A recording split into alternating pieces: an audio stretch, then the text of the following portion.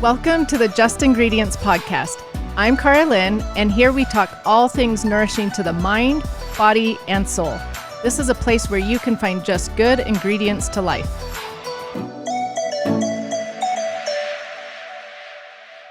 This podcast is sponsored by Llama Naturals. I learned about Llama Naturals a few months ago, and I honestly wish someone had told me about them sooner. I always recommend that people get their vitamins from whole food sources, not synthetics. But I could never find a good option for my kids until I found Llama Naturals. They have a full line of delicious gummies that are made with real fruit, no added sugar or sweeteners, plus vitamins from whole foods. They are USDA organic, vegan, gluten-free, and allergen-free. Plus, they are seriously delicious. You can save 20% off your first order by going to llamanaturals.com and using the coupon code JUST, J-U-S-T. My whole family loves them, but if you have a picky eater, they offer a money-back guarantee. Seriously, you should at least go to their site and compare their label against any other gummy brand out there. They are the best I've found. Again, it's llamaнаturals.com. Welcome to the show, Eden. I am so excited to have you here. I'm excited to have you because you're like the first mom that I'm interviewing on my podcast. So, I mean, others are moms, but I've been asking them doctor things, but I'm excited to talk mom, real life things with you. So welcome. Oh my gosh, I'm so excited to be here and to talk to you. I've always admired you. You're like one of my first bubbles on my Instagram that I make sure I watch your stories. Seriously, I'm honored to be here. Oh, thank you. Well, I love following you on Instagram as well and following you with your little kids. You are a busy mama. I see you homeschooling and doing all your healthy living stuff. So I am amazed with all that you do. So tell my listeners a little bit about yourself, your family, how you got into non-toxic living, and why you think it's so important. Okay, so like you said, I'm a mom of 4. I married my high school sweetheart about 9 years ago on the 29th. Holy cow, it's been a long time. And I come from the typical granola family. My mom raised all of us kids on essential oils and holistic medicine. So just looking for natural solutions has always been in my blood because that's how I was raised. We never even had like ibuprofen in our cupboard. Like my mom just didn't do that. It was always an oil or chakras or Reiki energy work. So That's just how I was raised. But I wouldn't say that we were totally non-toxic by any means. If anyone knows me that's listening to this knows that I have the biggest sweet tooth. So my food, like I would make a funfetti cake once a week just because I loved it and we would eat the whole thing. That's just how I was. So I would say that my life transitioned to non-toxic truly about 2, almost 3 years ago as I realized the importance of a non-toxic life. So it started because my husband and I watched a documentary about veganism. And we thought it was intriguing and we thought it was super cool. And so we wanted to just try out that lifestyle. And it only lasted for like 3 solid months. It's really hard to go full vegan. You have to be super prepared. It is hard. It's a hard lifestyle. It's really cool, but it was really hard. So for us, lasted 3 months. But that experience really changed the way that I looked at my food.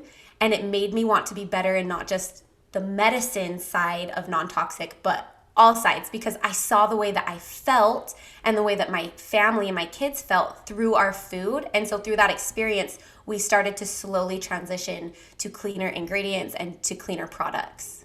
Oh, I love it. I love that it was a documentary that sort of spurred the fire in you to get going on it. So, yep. Okay, I love that it was a documentary that spurred that fire in you to get going. And I know I have a lot of listeners who have that like desire to get going. So did you swap everything all out at once? Did you take one ingredient at a time? Like how did you get going on this health journey? For us, it was definitely a slow process. I know that everyone has their different ways of doing it. And if you can afford one big switch, then I say go for it. But for us, it was expensive and I felt like it was overwhelming to just decide every single product, switch it out for something clean. So realistically for us, we just decided to switch things to non-toxic once a product ran out. That way it wasn't overwhelming. I didn't feel pressure to, change everything in my medicine cabinet underneath my sink. It was just when something ran out, I was able to research that one product, look at the ingredients of that specific product, and decide what was a better solution for our home. So after changing our lifestyle, did you ask what things we switched out first? Did you ask that? That's a great question. I'm going to ask you that next. Okay. So go for it. I'm like, did you ask that or am I just rambling? Just go for it. What we decided to change first. So obviously I have essential oils and holistic medicine in our home just from the beginning. From that, it went to our food. We started to eat more plant-based, I'd say, not totally plant-based, but just eat more vegetables, put better nutrients into our bodies. But then from there, the first thing we wanted to switch was the things that were going directly onto our bodies. So we started with our face washes, our lotions, our body washes, our soaps. And then from there, we moved to things that were indirectly touching our bodies, like laundry detergent, dishwasher detergent, and stuff like that. So I definitely still things I need to work on for sure. And actually, I am in the process. I'm almost done. For the last year, I decided I'm switching out all of my makeup to clean makeup. Oh, and I only have 2 more things that I have to substitute. I'm like, my bronzer is going to run out in the next couple months and I get to get a new non-toxic one. So that's I'm pretty excited about that. That's awesome. Well, I love your pattern of doing food first because that can be very overwhelming. So I love that you started there and then went to things that touch your body because our skin is the largest organ. So they really do, anything that we rub onto our body does play a huge role in our health. So I love that you did that and then went to things like laundry detergent, dish soap. Right. And makeup for me was my last thing to change also. Actually, it was makeup it's because it's expensive. Right. Well, and I liked my makeup. So I was like, I know. Oh, but I have found some really good brands that I have loved for years. And so it's doable. Yeah. I know everything on my face right now is non-toxic. I do have to say. I'm pretty good proud. For you. I'm just not wearing bronzer. Good for you. That's awesome. Okay, so with 4 young kids, are there things that you have incorporated into your routine to teach them how to live a healthier lifestyle? And I want to know, did they fight you on things or not really because they were too young? So I never want my kids to think that by me not giving them sugar or candy, that's a punishment. I never want them to think... and my kids have made comments before, like, well, Billy's mom lets us have fruit snacks or stuff like that, and I never want them to think like I'm doing that as a punishment for them. So I'm trying to teach them from a young age that food and the things that we put into our bodies are fuel. So I always compare our bodies to cars, and that if we don't put good gas in our cars, they won't run. And our bodies are the same. If we don't put good food into our bodies, then they don't run well. And I don't know, I'm trying to teach them that everything they put in their bodies either propels them forward or holds them back. And I think that this gives you power to have control of your life. Like, you get to decide the things that you put in your body. It's this cool choice that we all get to make. So I know that they're young, so I can't be like, you get to make all the decisions because what are they going to choose to do? They're going to be like, fruit snacks, Right.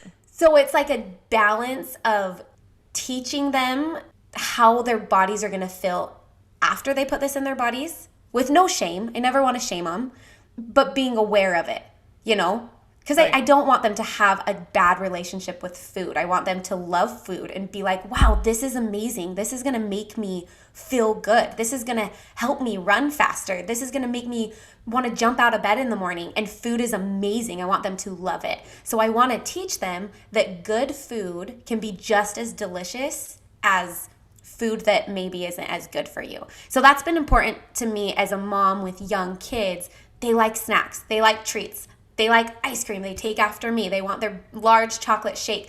So it's been important for me to find recipes, to make recipes that are good, that they're going to love, that they're like, oh, this is a treat. Oh, this is ice cream. This is good, instead of just going to sugar, to candy, to Smarties, Right. I actually love it. I think the other day you posted a story about, did you have friends from Germany or somewhere that came and they're like, why are Americans' food is so sweet? Right. And I was like, yes. It is. Like we add so much sugar and sweetness to our foods that's unnecessary. And so I feel like I have the responsibility as a mom with young kids that I get to kind of train their palates. Like, you don't need all this extra sugar to make it yummy, to make it good. Right. Yeah. So it's my sister-in-law who lives, well, she was born and raised in Brazil. So when she came to America, cool. she was like, oh, I just can't stand the food because it's so sweet. Like, you guys have Yes. sugar in everything, things that we don't have sugar in, you do. And so that was eye-opening to me a few years ago on my health journey, to be like, oh yeah, where are all of these hidden sugars? So right. I said Germany, Brazil. I was so close. you were close. Somewhere outside of the US. Totally. Okay, so I love that you say to your kids, like, this food fuels our body, because the mentality out there of restricting and saying no can backlash and can cause like, oh, then I'm going to run to my neighbor's house and hoard all the junk food there. So it is teaching our kids what all the different foods do, and that we can enjoy treats, but the treats aren't, or the junk, but we don't want to consistently have those on a daily basis, because if we did, that couldn't fuel our body. So I love that analogy. And to be aware of the way you feel after, like, you asked if my kids kind of had backlash. They have retaliated before. Like, we've been to birthday parties and they've just like gobbled up a bunch of cake, but then they like throw up. They're like, oh. And so I've had these conversations with them, like, see, how did that food make you feel? Like, maybe if you had like one piece, that would have been okay, you know, just because it's in moderation. But like, how did it make you feel? So like the next time, my oldest son was like, I don't want any of that. It made me feel sick. So just being aware. Like, you put it in your body, and then how do you feel? And does it feel good or does it feel bad? And then you get to decide, is this worth it? And if they learn that at an early age, imagine how well off they are for the rest of their lives to know how certain foods make them feel. So I love that. Okay, so question then for you, because I get this a lot. So when your kids go play at other people's homes, do you worry about what they're eating there, or that's not a concern? Like I said, and like you said, I never want my kids to feel restricted. That's like, I don't want that word, a punishment or restricted. I don't like those words around food. I want food to always be a good thing. So as much as I don't want my kids putting certain things in their bodies, I want them to feel like they do have a choice. So outside of our home, I let my kids decide to an extent, because they're still young, what they want to do. So I do believe in the 80-20 rule, you know, like the 80% healthy and the 20% on the edge. So I try and control what I can control. I can make sure at my home, where I'm totally in control, that our environment and what my kids have access to is the 80%, is the good. And then obviously I don't let my kids go crazy and go ham on all the sweets. But I think that, or I hope that I've taught them enough at the home that when they go out, they can, you know, be aware of how their bodies feel and make a good decision. I still have young kids, like my twins, they're only 5, and they still would probably go crazy with candy. They're kids. But it's a hard question, because I want to say, no, this has red dye 40 in it. Right. I don't want you to eat that. Right. But I try, because the restriction, and I don't want them to feel that. So I try and give them, to an extent, the choice. Right. To have it if they want, and just remind them of, be aware of how your body feels. And then if they have it, I'll be like, if they ask for more, I'll be like, do you think this will make your body feel better? How's your body feeling right now? Could we maybe go make this X, Y, and Z treat instead, and give them other options? Well, and they learn a lot from making their own choices as well. And that's how they figure out what they like and don't like, and what is good for their body, things like that. And I always tell people, like, in my home, like you said, I know that I'm feeding them nourishing meals and nourishing snacks and things like that. And these kids, well, all our bodies have we have an amazing liver that does a great job detoxing. And so that liver will detox, and our whole detox system will help detox. It's when it's a constant fruit snacks multiple times a day, every day, right, that our liver is overburdened, and we need to do something about it. So it's controlling what's in your home. And unfortunately, I feel like outside of our home, the world kind of does revolve around sugar. Like, it does. Every holiday, every event, sugar is like the centerpiece. So I want my kids to be able to participate in the activities and in the fun, obviously, but I'm hoping that I'm teaching them in my home to make decisions that make them feel better. And even outside, so like Halloween, right? What's Halloween about? It's about candy, and that is it. So we in our home, because I don't want them to feel like, oh, I can't eat this candy, I can't have this. So we have incorporated a switch witch. So after, and I think probably a lot of people do this, so they'll have their huge pillowcase of candy that they bring home, and then I give them the option to have the switch witch come. And so they'll put their bags of candy on the front door and leave it overnight. And when they wake up in the morning, the switch witch will come and she'll switch out the candy for a prize or a toy or a present. Oh, fun. So it's just something that'll make it fun. They don't feel like, oh, I can't eat this candy. My mom took it away from me. It's a punishment. But it's like a fun thing in that they got to choose. And most of the time, maybe they'll have a piece of candy, one or two, and then they're like, I want to do the switch witch. I really want that Beyblade. I really want that race car, and they're excited about the present instead of the candy. Oh, that's so fun. I love that idea. That's a really fun idea. Okay, so now let's go talk about some nutritional things that you do in your home. I love that you share on Instagram your boards that you do, your lunch boards. They are always so cute and you're creative with them. Sweet. I'm like, oh, wow, that had a hard-boiled egg split open with bananas or something. Like, it's just so fun, your boards. So tell us about those boards, why they are helpful, how listeners can start doing that for their own families, things like that.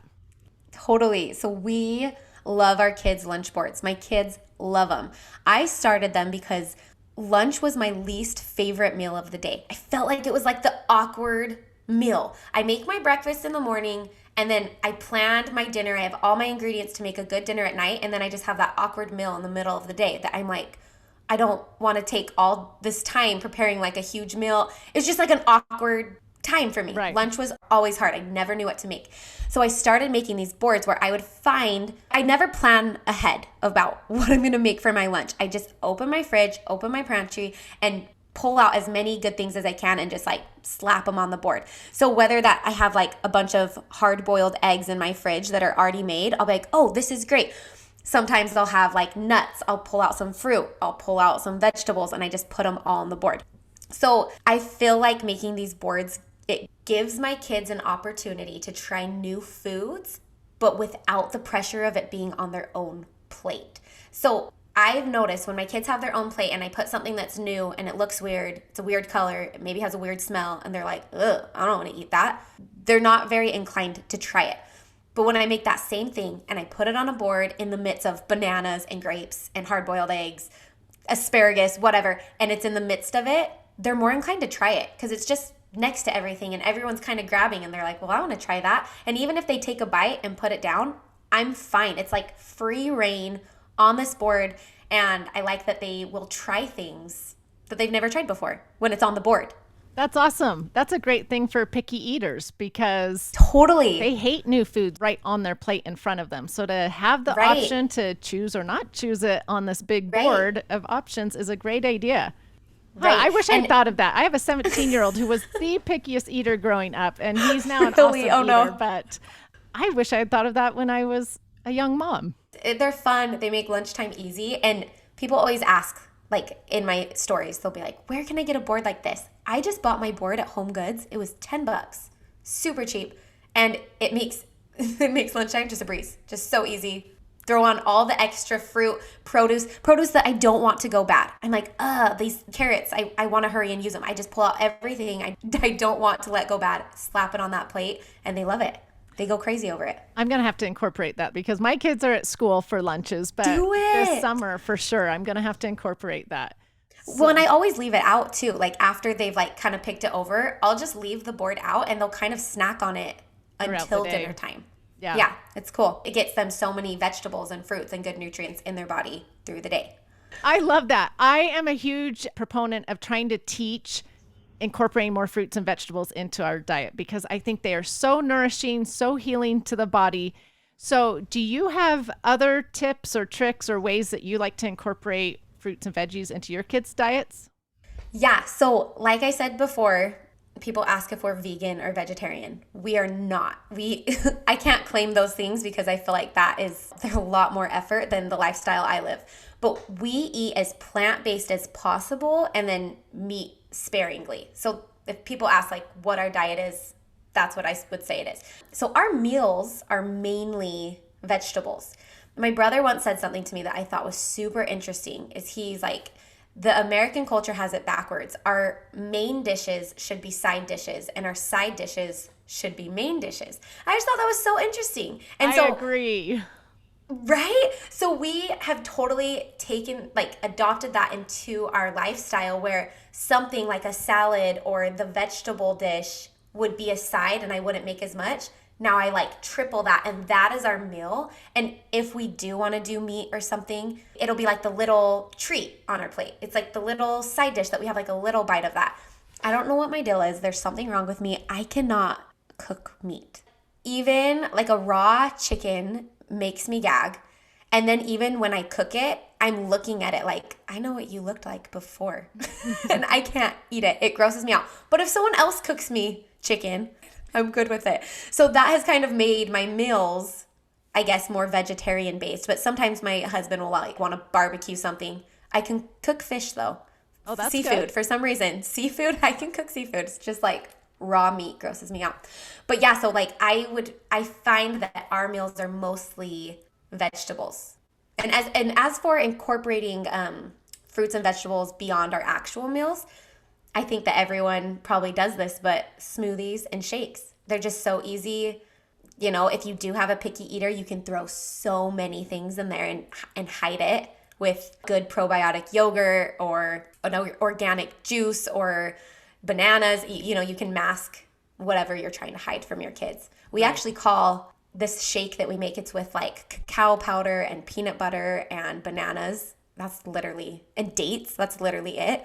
We call it ice cream. Like my kids are like, can we have ice cream tonight? I'm like, yeah, because I'm like, do you want me to make more? Do you want more? Eat more. Like there's nothing, there's nothing that is bad in there. And I let my kids eat as much as I want because I know that ice cream, even though it's a treat, it's like I said before, treats can still be treats. They're good. And they just have healthy ingredients. Right. You can have them with nourishing ingredients, like you just said. Totally. Totally. Okay, so you have a lot of fruits and vegetables in your day with your kids. So I know I'm going to have listeners that are like, oh, okay, I can't do that. Like, you don't understand. My kids are picky eaters. So what have you found that has been helpful to those with picky eaters? Okay. Or do you have picky eaters yourself, I should ask you? I feel like this is my number one asked question out of all of my Instagram. And on my Instagram, I don't just talk about nutrition. I talk about a lot of other things. But this is still my number one question that I get asked is how do you get your kids to eat so healthy? And people will say stuff like, no, like you said, you don't know my kids. They only will eat mac and cheese. They only will eat chicken nuggets. So I'm going to tell you guys my secret. I'm going to let everyone in on my secret. If my kids had the option, they would just choose to eat mac and cheese and chicken nuggets too. Because which kid wouldn't? Right. What kid in the whole entire world would choose to have Brussels sprouts over mac and cheese? There's not a kid in the world that would rather have that. So the only difference is that in my home, they don't have that option. I don't give them that option. So my kids, it's definitely taken them time to adjust to our lifestyle and to realize how mom is and what I'm going to do. But my kids know that what I make for dinner is dinner, even if they don't like it. And I'm trying to teach my kids to be kind, don't throw a fit, don't throw it all over the floor.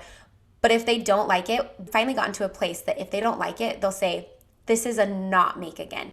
But they will eat it because they know this is dinner. And if I don't, I'm going to be hungry. And I don't want to be hungry. Right. That's kind of what we've done. But it's just like, if you give your kids the option of chicken nuggets and mac and cheese, they're going to choose that 100%. And it might take time of transitioning to eating more vegetables, eating more healthy ingredients. It's going to take a transition because if they're used to eating chicken nuggets and mac and cheese, like their palates are used to that. They're craving that. They want that. So it's going to be a transition to get them to where they're at. And with my kids, like I will say there were some nights that they were like, I'm not eating. And I'd be like, that's fine. Like I'll leave your meal here when you decide you're hungry. And if you want to come back and eat, that's totally fine. You let me know when.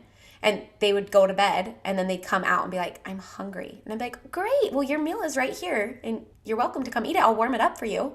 And it took a few nights of that. And now they realize, and I do want my kids to feel heard and respected because I understand being a picky eater or not liking something. Like, I don't want someone to force me to eat something I don't like. That's not fun. So I want to honor them and I want to respect them. So if there's something they really don't like, I'm not going to make it again. Right. I'm going to say, okay, I'm going to make something different next time. Or if there was a night that they really didn't like something, the next night I'm going to make something that I know they love, that I know that they're really going to appreciate. Well, I was going to say, that being said, there are some foods that my kids are not into. Like cherry tomatoes is definitely one of them. They do not want to eat cherry tomatoes. They can't. Well, it's funny because they'll eat them if they grow them. Because in Hawaii, when we lived in Hawaii, we had a tomato plant and they love to eat them off the vine. I don't know why. But when I buy them at the store and cut them open, they're like, look, these are so gross. I still put them on all of our meals that have cherry tomatoes, and I give them the opportunity and just ask them to try one. And if they don't like it, they can pick the rest off. Even things that I know they don't love, I give them an opportunity to just try it. I'm like, well, what if you like it this time? They're like, well, I don't know. I'm like, well, you can spit it out, but if you try it, you might find you actually like it. And I let them know, I used to hate mushrooms. I used to hate them. My mom used to make me sit at the table for hours until I would eat it. I'm like, but guess what? Now I love mushrooms. It's like, whoa, you do? Like, yeah, your mouth changes. Your taste buds change. I was going to say, like, taste buds change. That's for sure. They change. So I just try and give them opportunities to try things. Try one. If you don't like it, you can pick the rest off. Well, and I love that you give them the choice again. So it's just the same as eating the sugar at the neighbor's house. It's giving them the choice, and therefore they have the power to choose. One thing that has really helped me with my picky eaters, like you were saying, you might make a meal that they don't love. Well, I always would have 2 or 3 sides along with dinner. So I'd be like, okay, well then eat the sides to fill up. And usually they loved one of the sides. And so that helped out. Right. So, and another thing, like if your main course they don't like, but the side dish, so that they're getting something for sure. So that they're not just so hungry. But I love what you're saying though, is that you're consistent. And I think consistency is a huge thing because your kids know every night you're going to have dinner and they need to eat at dinner time because there isn't mac and cheese available afterwards or whatever. If we're consistent as parents, then they learn and then they're like, okay, I've got to choose something at dinner to eat then. I think that's a huge key too, is consistency. Moving on, actually sort of about the neighbors and things like that. Have you ever had to have difficult conversations with family members or friends in regards to helping you out, like following your desires of a non-toxic living for your kids? I feel like this is always such a hard subject for people. So my brothers, I have 2 brothers, and they are as non-toxic as you can possibly get. Like, I promise you, you have never met a more non-toxic person in your life. And it was before I was on that non-toxic journey. So I saw firsthand how difficult they made our family get-togethers. I didn't love the way they came across with it. It was a more holier than thou attitude. It was like, that makes sense. Put this frank. They would like come in and tell my mom as she's making dinner for the family how all of the ingredients she uses are toxic and she's poisoning our family. And, and it would just be like, dude, like mom's making us dinner. Like, don't say that. Don't eat it. If you don't like what she's making, don't eat it. You have the choice. And then even their kids my sons would be like eating an Oreo or something. And they'd be like, that's poison. You're putting poison in your body. So I was totally turned off to that. And, we always call them, I love my brothers and they're so great. And they laugh at me now because I'm like, oh, I agree with you. I agree with you on everything. It was really hard when I was on the other side of it and I transitioned my life to a more non-toxic life. I decided I never wanted to make people feel like their decision was worse than mine and that my decision, ranked higher and that I was better. I never want people to feel like that. I never want to come off as judgmental or harsh. So once again, I feel like that 80-20 comes into play when we go places and I know that there's maybe not going to be clean options. I try and bring maybe some cleaner options, just have them on hand. And then I'll let my kids, decide what they want to do. Like I'll bring some healthy snacks that they can maybe fill most of their belly with. And then they can decide if they want Nana's dinner that's going to have ingredients that I maybe don't agree with. But I want them to be able to choose how they live their life outside of our home to an extent. And I never want anyone else to feel bad about their decisions because I feel like it's such a personal thing. And truly, some people don't think it matters. Right. Some people don't.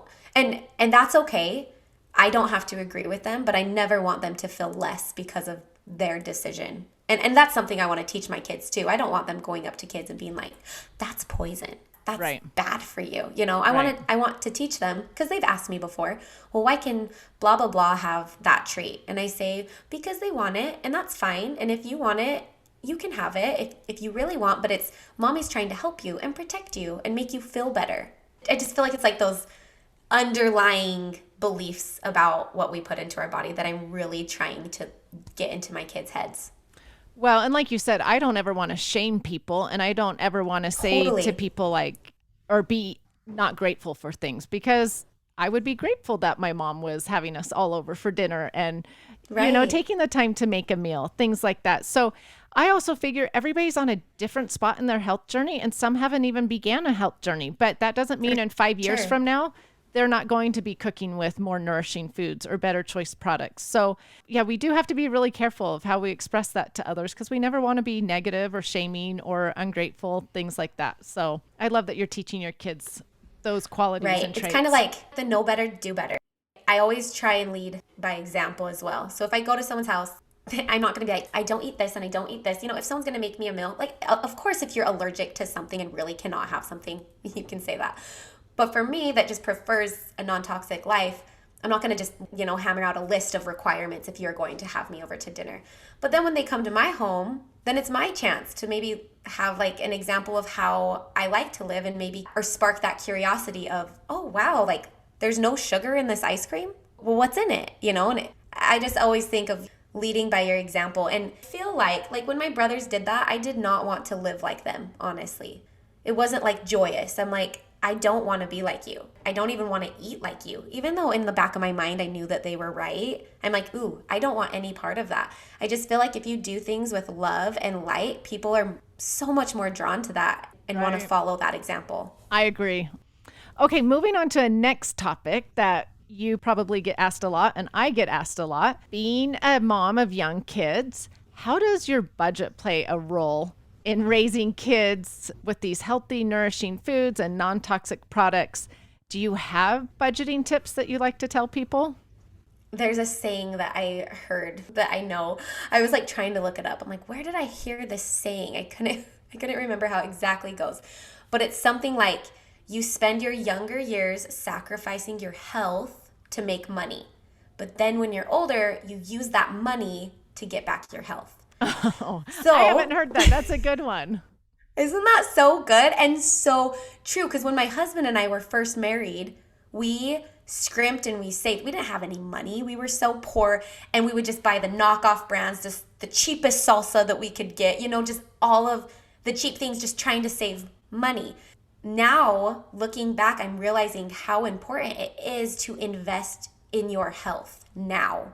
When you're young, when you have the opportunity to fuel your body and make it healthy, and fuel your legs that walk for you, and your heart that beats for you, and your lungs that breathe for you. We have that opportunity now. We don't want to scrimp and save so that when we're older, we're like, crap, I don't feel good. Now I can't walk and my heart hurts, and you know, I have all these issues because I didn't fuel my body with the right ingredients. So my husband and I feel like it's important to spend our money on our health now. We've just decided, like, that is why he goes to work. That is why I sit down and do some work. Like, that is the reason we make money, is to be able to spend our money on what goes inside of our bodies. Like, that's our number one criteria of what we want to spend our money on. And every time we go to Costco, we spend a ridiculous amount of money on food. Like, I have 3 boys that I promise you eat as much as an 18-year-old boy. I'm not even kidding. I don't understand. I'm like, stop eating. Just wait till they're teenagers. I'm just telling you now. You're 5. Yeah. I'm like, how are you eating more than dad? I don't get it. I don't. So we spend a ridiculous amount of money on food, but we are just like overwhelmed and filled with so much gratitude that the food that's going into their body is going to fuel them and make them feel good and help them in their life. And As far as a budget, like obviously some people don't have the ability to just buy whatever they want food wise. For us, we sacrifice other things. Like maybe I'm not out buying as many clothes because it's more important to me to buy the right foods that have the right ingredients for my family. That's more important for me. And we say it all the time. Like this is the reason we make money is to buy food. That is the number one reason we we make money. Well, you've made it a priority, and it has to become a priority for people to want to spend that money. But I have to say though that a lot of people will say like eating healthy is so expensive that I can't afford it. And I want to say no, buying packaged processed food is expensive. Buying the fruits and vegetables is actually cheaper, but people don't realize that. Well, and then I love how you post the good, better, and best, so that if you are like on a tight budget, you don't always have to do the best, but to be aware of like, no, this option's really bad for you. And if you literally just buy the one next to it, it's a good option, and this one's a little bit better. And what is it, like maybe $1 more? Right. And then like the quote I was saying at the beginning, when you get older, like are you sacrificing your health now and going to have to pay for it later? Right. So in the end, really, is it more expensive or not? That's true, because medical bills are very expensive. Very expensive. And I have to tell people, when I started my health journey 15 years ago, when I was battling depression, we were the poorest we ever were. My husband was unemployed. We just had months and months, no money coming in. And we found ways to do it. I mean, I couldn't afford the better choice laundry detergent, so we used baking soda, which was really cheap. I couldn't afford a gym membership, so we walked every day. I couldn't afford vitamin D supplements, so we were outside in the sun. There are lots of different things that you can do that are not more expensive. Right. My mom always says, you choose what you want to afford. I really do think it's true. So even though you're saying like you couldn't afford these things, but you really could, and you did, you use baking soda and you use the sun, like you're going to find a way if it's important to you. That's so true. It's really about mindset. And I get it. There's some things that you obviously can't afford, and still to this day, organic cheese, for example, is really expensive by me. So I'm like, well. Yeah, and with all these boys, no way are we getting the best option on the cheese. Right. We're trying to go with the good and better. Exactly. So we can buy the cheese from the farm that, they don't use the growth hormones, or they don't add color into the cheese. So there are other options if you can't afford the best, because I don't know, who's out there that can really afford the best of everything? Right, for sure. So. Okay, so you share a lot on your Instagram about getting a good routine down for your kids. So for you, it's your kids' morning routines, homeschool routines, feeding the kids. For listeners with young kids who are struggling to develop a good routine, what advice would you give them? I would say that my number one piece of advice for routines is that you yourself have to have a routine before you can have a routine for your kids. And this one was huge for me. I wanted my kids to wake up and do their chores and do this, but then I found myself staying in bed until my kids woke me up. Why would my kids be inspired to get up and do their chores when I'm still in bed? That's a good thought. Right? So I have found that I have to hold myself accountable for things that I need to do in order for my kids to follow their own routines. And just an example of this is like, sometimes at night, I'm so tired. I've just cooked a big dinner. My kids eat. The kitchen is a disaster, but I take my kids up, I bathe them, I put them to bed. I'm exhausted. I want to just go fall into bed. And I just know that my kitchen and my sink is full of dishes.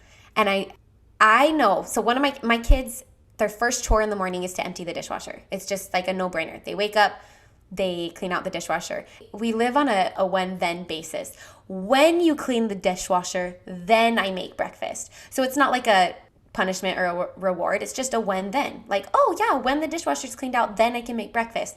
So they know that. They know when the dishwasher's cleaned out, I can make breakfast. But here's the deal. If I don't do the dishes at night, then instantly I have ruined my kids' routine in the morning because I didn't take responsibility and hold myself accountable for what I needed to do.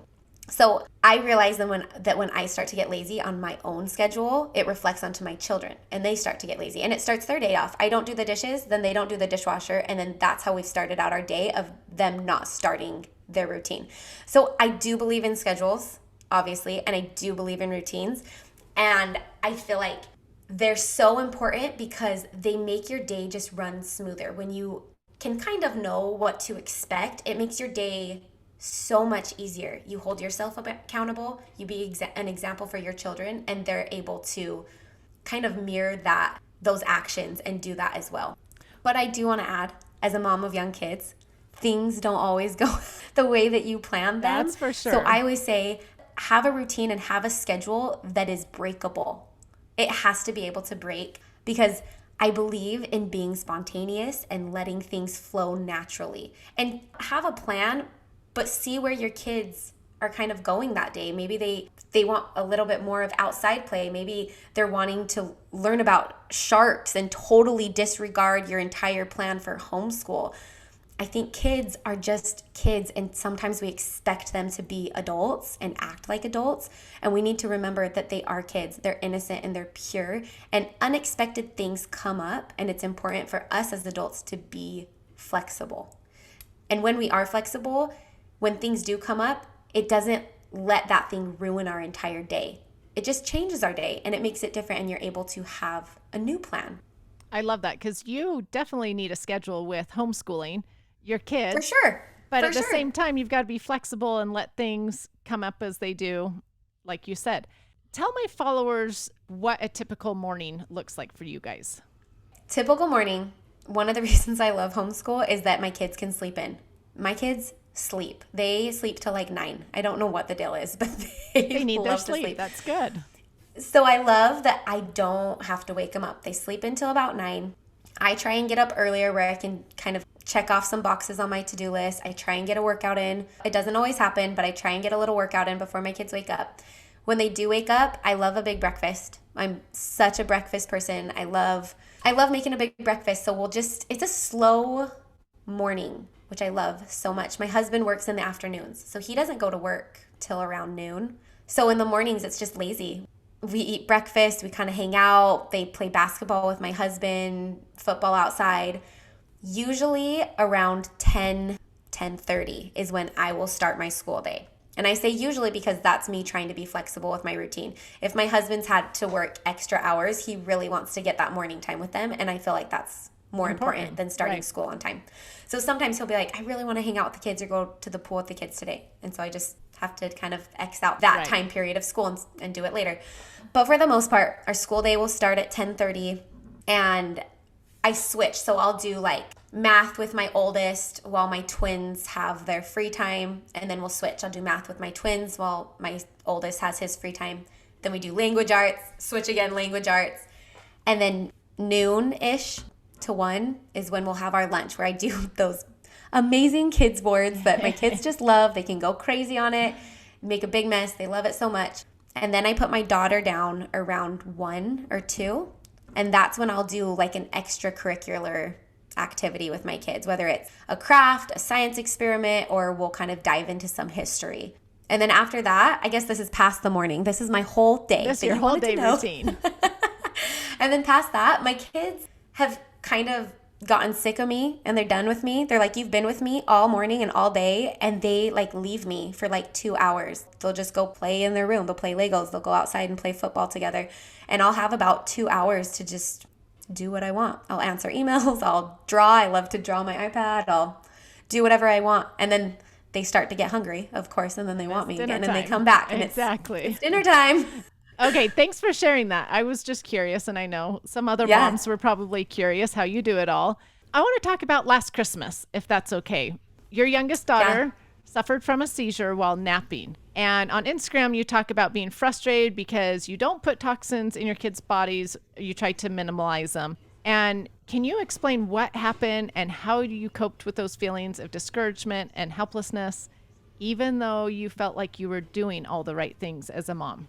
Yeah, this has actually been really hard for me, I'll be honest, because like you said, it was very frustrating that I felt like I was doing everything right, and then something like this happened. So just to give the listeners an idea of what happened, just the quick story of it. On Christmas, my daughter wasn't feeling her best. She wasn't like sick by any means. She had like some boogers, and that was it. She didn't have a fever. She was just acting like maybe she didn't feel her best, and that was it. So I put her down for a nap, and she slept over the time that she usually would wake up.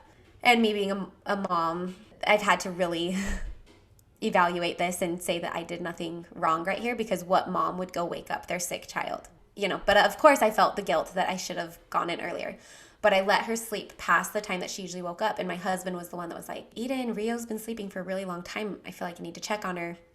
And he just ignored me because I was like, let her sleep. She's sick, which I'm so grateful that he felt like he should check on her. So he went up and checked on her, and she was having a seizure in her bed, and we don't know how long. It probably lasted for a few hours, and we rushed her to the emergency room. And it was actually really scary because the seizure lasted so long. It didn't resolve itself, and we were really scared. The doctors were really scared that it caused some permanent brain damage, because when she did wake up, she couldn't move the left side of her body at all.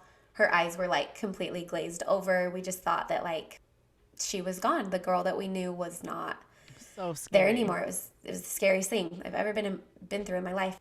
Luckily, she started to like regain mobility, and her MRI did show swelling on her brain.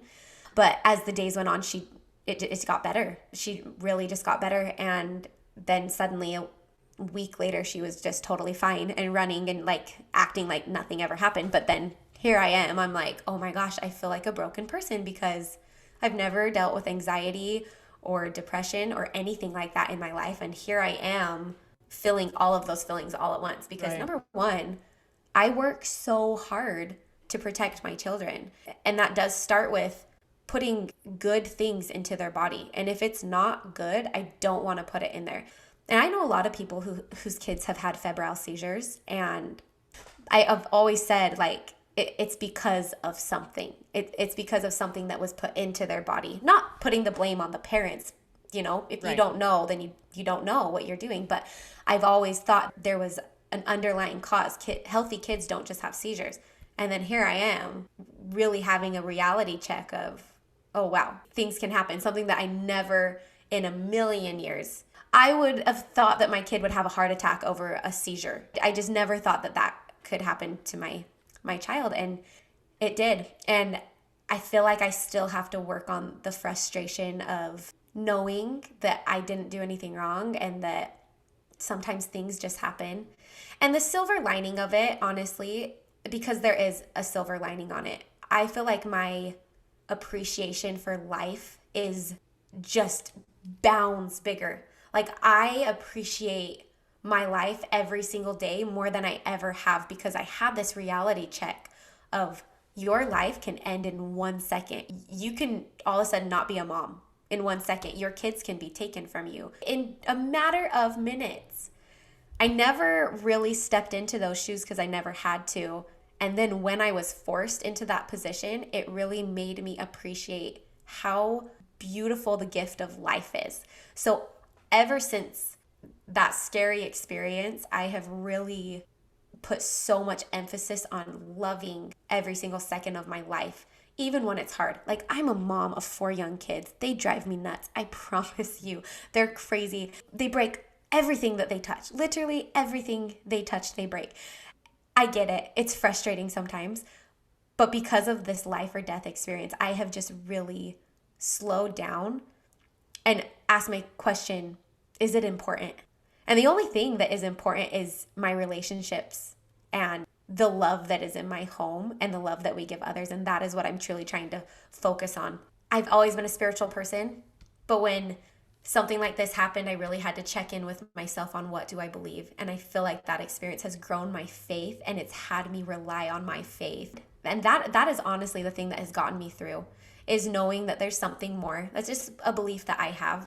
It's helped me. There's something more, and that everything that happens is for my benefit, even if it's not something I want to happen. And just clinging to that faith of knowing life's beautiful, and this is what my Creator has intended for my life, and it's something that I need to learn through this. Wow. So when we go through hard trials like that, I know it definitely gives us a new perspective of life. And life is such a huge blessing for us, but yet some of us take that for granted. And life is miraculous and full of blessings, but full of hard times as well.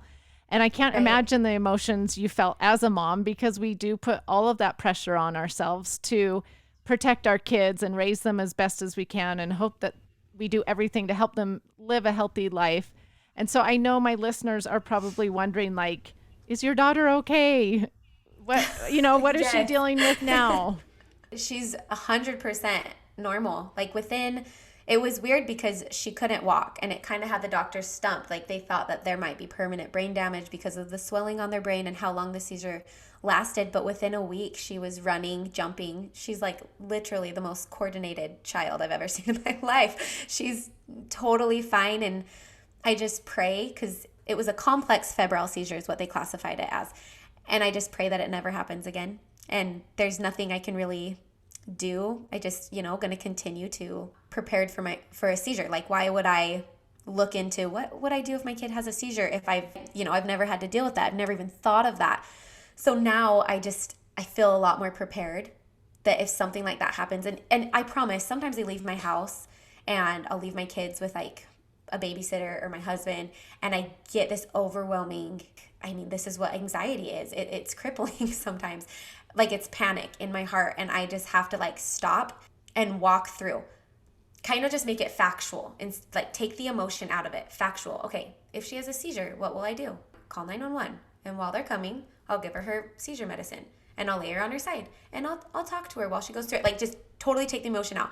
I'm like, okay, so if that happens, I'm prepared. It like relieves my anxiety of that stress, that panic. And I'm just like, okay, I'm more prepared for it, where I wasn't prepared for it. And there was a ton of panic when that did happen. Right. But she's healthy.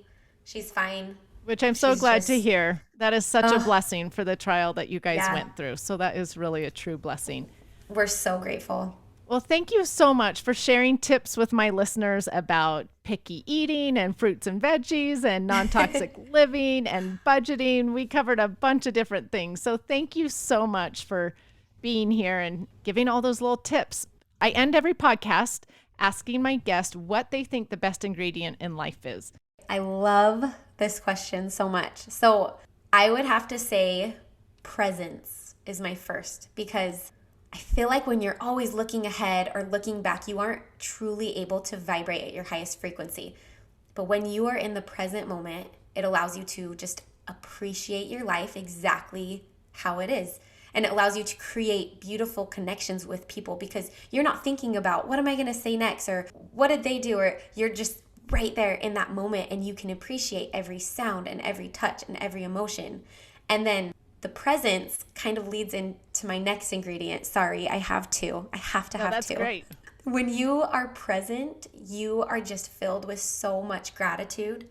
And gratitude for me is what makes my entire world go around. When you are filled with gratitude, you're able to live a glass half full kind of life and find the beauty even through your trials, and you can live a fulfilled life. Oh, I love that so much. I've actually never really thought about the present being a best ingredient in life. Like, I've thought about gratitude and joy and different things, but I'm going to go home and ponder that one, because that actually is really good. I like that a lot. Okay, so if my listeners want to get more of these amazing parenting tips from you and things like that, where can they find you? So you can find me over on my Instagram. It's @loverlees. That's mainly where I am. That's where I'm focusing most of my attention, is over on my Instagram. Well, and you're a fun follow. So my listeners that are listening, go follow her. She is fun to just watch your daily life and how you parent your sweet little kids. So thank you so much for being here on my show. I really appreciate you taking the time out of your busy mom schedule. Thank you so much for having me. Seriously, this has been so much fun to talk to you. Thank you so much for listening. Remember to subscribe to the Just Ingredients podcast to learn more about your health and good ingredients to life. Plus, get daily tips at just.ingredients on Instagram.